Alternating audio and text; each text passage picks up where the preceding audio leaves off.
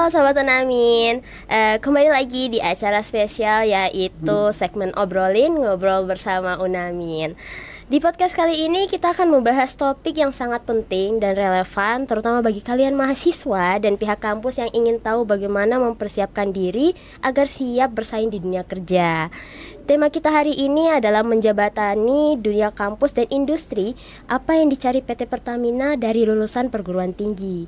Dan untuk itu kita sudah bersama dengan perwakilan dari PT Pertamina yang akan memberikan wawasan mengenai kualifikasi dan kompetensi yang dicari oleh perusahaan energi terbesar di Indonesia ini. Tanpa berlama-lama lagi, mari kita sambut Bapak perwakilan dari PT Pertamina. Selamat datang Pak Siswanto. Halo. Apa kabar? Baik. Terima Alhamdulillah kasih. baik.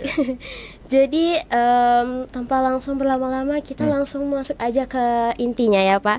Yuk. Oke. Nah, Bapak bisa jelaskan peran dan misi PT Pertamina dalam pembangunan nasional khususnya di wilayah Indonesia Timur. Apa saja tantangan utama yang dihadapi PT Pertamina dalam hal pemenuhan SDM lokal yang berkualitas? Ya.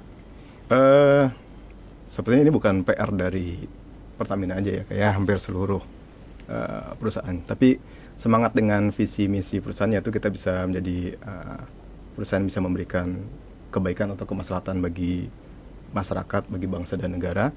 Di sini kita menggarisbawahi bahwa memang kebutuhan untuk source kita tenaga kerja di wilayah timur itu cukup challenging. Dalam artian memang untuk oke lah, kita tidak jauh-jauh compare dengan di wilayah barat gitu ya. Okay. Di wilayah barat memang cukup terbuka, source-nya itu banyak banget. Kita mau ngambil asal lempar batu aja akan ketemu sama source yang kita inginkan. Di wilayah timur kita harus lebih menurunkan atau lebih standar kita akan kita coba sesuaikan kembali kurang lebih gitu ya bahasanya. Agar teman-teman ini bisa masuk ke dalam lingkungan perusahaan. Karena memang pemenuhan untuk spesifikasi dan kompetensi soft skill-nya terutama di mahasiswa ataupun lulusan dari suatu universitas itu masih cukup challenging. Dalam artian mentalitasnya masih cukup kalah dengan rekan-rekan atau lulusan dari wilayah lain. Kurang lebih gitu sih. Oke, jadi ini dia punya tantangan ini mentalnya ya. Oke. Jadi kita masuk ini lagi pertanyaan lebih inti lagi. Okay. Boleh nggak Pak Siswanto ceritakan sedikit tentang peran dan misi PT Pertamina dalam pembangunan khususnya di wilayah Indonesia Timur seperti Papua Barat Daya atau Papua Barat? Perannya ya? Iya. Oke. Sebagai contoh kita tidak hanya di Papua Barat Daya saja. Kita sudah ke seluruh Papua, Maluku dan Maluku Utara karena memang region kami itu membawahi Papua dan Maluku gitu. Jadi kita turun langsung nih untuk mencari talenta, untuk mencari para lulusan atau para energi dari Papua, putra-putra daerah yang mau bergabung dengan perusahaan. Cuma kita masih cukup kendala karena memang kita harus jemput bola. Dalam artian ketika kita memberikan suatu kesempatan, keinginan dan kemauannya untuk bergabung itu tidak submit dokumen, tidak ikut dalam rekrutmen bersama BUMN, itu menjadikan kami harus berkunjung. Kita harus college visit to kampus, visit to school untuk membangkitkan semangat, memberikan kepercayaan diri kepada teman-teman mahasiswa, teman-teman siswa atau lulusan dari SMA, SLTA untuk bisa percaya diri, untuk bisa mau, ayo gabung yuk, yuk bekerja yuk. Kamu dibutuhkan loh sama perusahaan, kamu diinginkan loh sama perusahaan.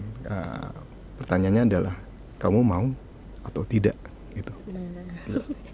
Ini berarti ini dia punya semangat itu jangan hanya di awal doang, itu harus sampai akhir. Jadi Bapak itu lebih apa ya, memastikan rasa kita punya rasa semangat yang berapi-api ini harus sampai akhir, nggak boleh di awal doang gitu ya Pak ya. Iya, apalagi sekarang stigma Gen Z itu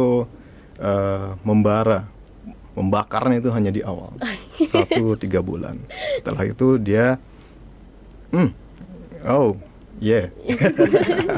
Iya sih. Dan kami profesional melihatnya, oh ini bukan spesifikasi yang kami inginkan gitu.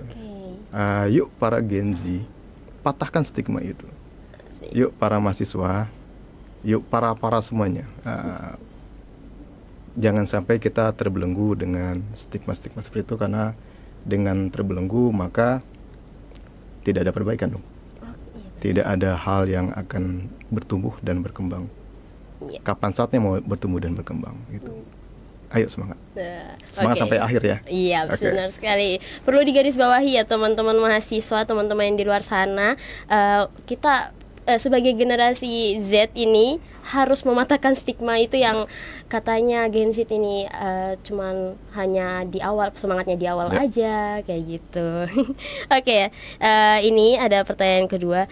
Koalisi seperti apa yang paling dicari oleh PT Pertamina dari lulusan perguruan tinggi saat ini? Apakah ada keahlian khusus atau hard skill tertentu yang dibutuhkan terutama bagi lulusan teknik? Yang pasti kompetensinya yang kita cari, integritinya, problem solvernya, adaptifnya, collaborationnya, dan banyak hal lainnya. Jadi teamwork, apakah dia networkingnya bagus, bisa bekerja sama dan sebagainya, itu yang kita inginkan. Tidak hanya teknik ya, jadi baik teknik sipil, teknik industri, teknik informatika, dan seluruh teman-teman lulusan itu bisa dan baiknya mengembangkan diri, meningkatkan kompetisi kalian dengan ikuti sertifikasi, dengan mengikuti keahlian-keahlian tertentu.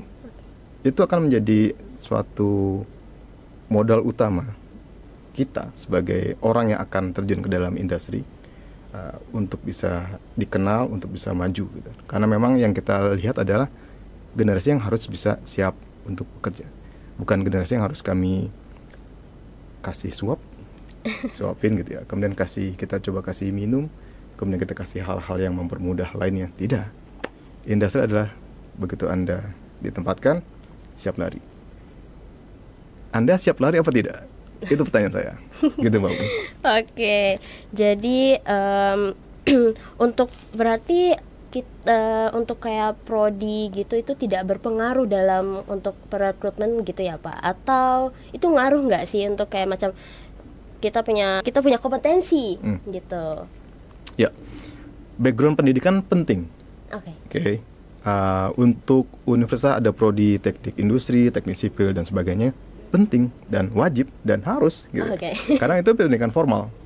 Formal itu memang boleh dong, semua hak asasi sebagai manusia kita untuk mendapatkan pendidikan formal. Penting nggak? Penting. Harus nggak? Harus. Sekarang pertanyaannya, apakah kita sebagai mahasiswa sudah menjiwai bahwa Anda adalah seorang teknik sipil?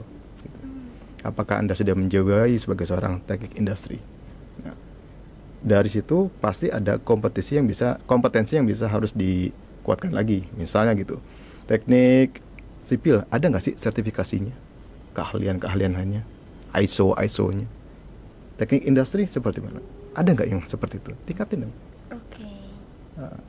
Untuk sertifikasinya. Kemudian dari situ pasti akan menjadi kaya nih kita, kaya informasi, kaya pengalaman. So begitu misal kita interview, pasti interviewer akan tanya tentang background pendidikan dulu ya. Kemudian kamu punya keahlian apa gitu, kamu punya sertifikasi apa, itu pasti akan ditanya, dan itu akan jadi poin plus tersendiri bagi kandidat. Pertanyaannya adalah, Universitas Muhammadiyah Sorong sudah memberikan keyakinan tidak nih bahwa para lulusan adalah lulusan terbaik. Para lulusan itu dibutuhkan oleh dunia industri. Kami mencari, kami menunggu, dan kami menanti Anda semuanya untuk dapat bergabung di dunia profesional, di dunia industri. mau tidaknya kembali lagi ke teman-teman. Dan di situ menjadi PR bersama sih sebenarnya, baik untuk kampus ataupun kami sebagai profesional. Tapi pertanyaan tadi penting apa? Penting ya. Oke. Ini pertanyaan kedua, seberapa penting soft skill seperti komunikasi, kepemimpinan, dan kemampuan kerja tim bagi calon karyawan di Pertamina? Sangat. Itu sangat penting. Sangat. Iya, tadi kayaknya udah disinggung, itu sangat penting. Sangat, makanya berkali-kali soft skill itu, pertanyaan gini deh, ada nggak sih mata kuliah tentang soft skill? Oh, nggak ada. Nggak ada kan? Iya. Tentang tadi masalah networking, masalah collaboration, masalah integrity, ada? Tidak ada. Tidak ada. Terus dapatnya di mana? Kita cari sendiri, kita menciptakan, enggak sih, kita yang ikut pengalaman mungkin setiap kayak organisasi itu kan bisa menimbulkan kita punya rasa kepemimpinan, kita punya meningkatkan kita cara berkomunikasi. Nah itu sih, ikut kegiatan-kegiatan sih, baik internal maupun eksternal. Betul. Pertanyaannya adalah apakah sudah benar jalannya? Itu. Apakah memang misal, saya communication skillnya bagus nih, oke. Communication skill itukah yang dibutuhkan perusahaan? Oke, iya benar. Teamwork itukah yang dibutuhkan perusahaan? Gitu. Jadi memang idealnya, ini pendapat pribadi saya, tidak bisa distandarkan atau di-generalkan, karena memang baiknya tetap harus ada coacher nih, harus ada mentor teman-teman. Oke, mereka aktif di organisasi. Yuk kita tingkatkan soft skillnya. Ayo kita kembangkan soft skill tersebut. Tapi harus ada yang melakukan guiding, harus ada yang melakukan mentoring, supaya kita tidak terlalu lari dan salah. Itu sih.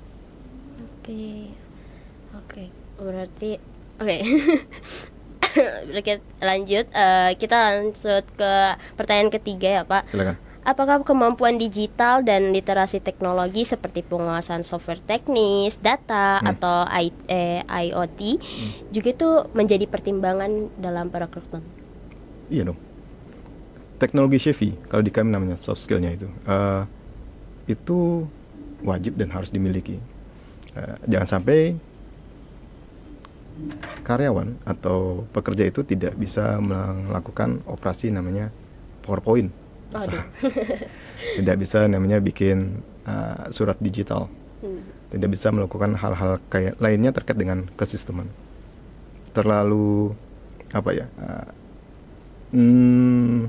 kata orang gitu, Gen Z itu sangat maju dalam hal teknologi gitu. One step ahead dari kami yang mungkin baby boomers, yang milenial dan sebagainya. Tunjukin dong, bisa nggak untuk teknologi savvy-nya itu? Perlihatkan dong, show off. Kamu bisa hal ini hal itu. Bukannya jago di TikTok, bukan hanya jago di Instagram misalnya, saya maaf menyebutkan di sosial media gitu. Ya harusnya itu memang dia memiliki kemampuan teknologi yang dibutuhkan oleh industri, gitu. Bukannya untuk di kalangan sendiri aja, gitu kan. Untuk software nih, tadi kita kan sempat singgung softwarenya. Ini apakah ada software yang khusus gitu digunain sama PT Pertamina atau bagaimana Pak? Semua perusahaan pasti punya.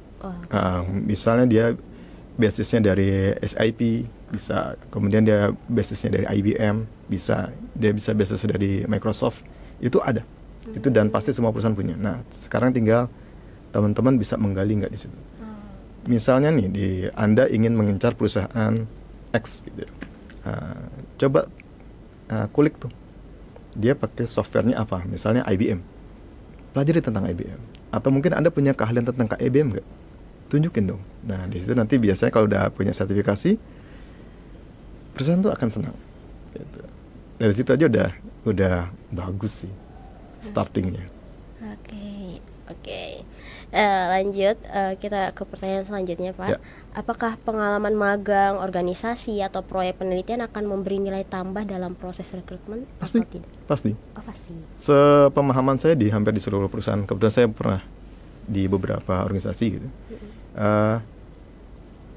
Itu pengalaman kita untuk on job training, magang, PKL itu dibutuhkan. Dia bisa tidak untuk tadi tuh kolaborasi gitu kan. Dia bisa nggak tuh bekerja dalam tekanan, misalnya perintah atasan, oke, harus diselesaikan ini proyeknya sebelum jam 11.59 misalnya gitu kan. Bisa nggak dalam tekanan, kemudian bekerja dalam suasana kerja yang benar-benar real gitu. Karena memang magang itu harapannya teman-teman mahasiswa itu bisa tahulah bagaimana daily-nya untuk pekerjaan di suatu industri gitu. Oke. Apakah ada persyaratan khusus untuk kita nge-apply magang gitu, Pak? Apakah, dan kalau persyaratan khusus ya, apakah juga itu persyaratan itu hanya berlaku di beberapa tempat atau semuanya, semua ini? Oke, tergantung perusahaannya atau tergantung organisasinya. Dalam artian mereka menentukan nggak nih, misalnya yang boleh magang di tempat saya adalah mereka yang SMA saja gitu ya. Kuliah nggak boleh misalnya. Atau mungkin yang boleh magang tempat saya dia kuliah aja, yang ini nggak boleh gitu. Itu kembali lagi. Tapi kalau di tempat kami sih secara prinsip apabila memang itu menjadi bagian dari kebutuhan pendidikan, dan artian memang ada semester yang hubungan dengan magang ya, kalau nggak salah ada satu semester dan sebagainya, itu monggo aja kita prioritaskan hal-hal kayak gitu. Dan itu kriteria khususnya tidak ada sih ya, sejauh memang dari kampus memberikan kesempatan, terbit dokumen surat perizinan, kemudian dari tempat kami bila memang ada kesempatan dalam artian ada slotnya nih gitu ya. Nah, kita sama-sama cocok masuk, silakan. Itu aja sih. Oke, makasih Pak. Nah, ini ada pertanyaan-pertanyaan penutup. Sebelum kita tutup, ini ada pertanyaan, apa sih pesan dari PT Pertamina untuk mahasiswa yang sedang mempersiapkan diri untuk masuk ke dunia kerja? Oke. Persiapannya mungkin tadi di awal sudah banyak. Nanti saya coba kulik atau kita bikin konklusinya aja. Teman-teman, mental ya. Banyak sekali interview yang kami lakukan itu tidak terbangun dengan bagus, karena memang walaupun dia pintar, walaupun dia summa cum laude, walaupun dia IPK yang di atas 4 dan sebagainya, begitu berhadapan dengan interviewer itu langsung blank, mentalnya kalah ya. Nah, itu semua keilmuan akan gugur, tidak bisa menjawab, itu dipastikan. Yang kedua, jauhilah yang namanya narkotika, minuman keras dan sebagainya. Karena di MCU kami atau mungkin di MCU di beberapa perusahaan, kita pasti akan menangkap hal-hal kayak gitu. Ada parameter yang tidak sesuai dengan kebutuhan perusahaan, itu akan kita skip, mohon maaf gitu. Ketahanan tubuhnya nggak bagus, ada organ vitalnya yang tidak bagus, itu tidak akan kita teruskan ke proses selanjutnya. Terus, yang ketiga, networking. Kalau bisa perbanyak pertemanan, mau berteman dengan siapapun terserah ya.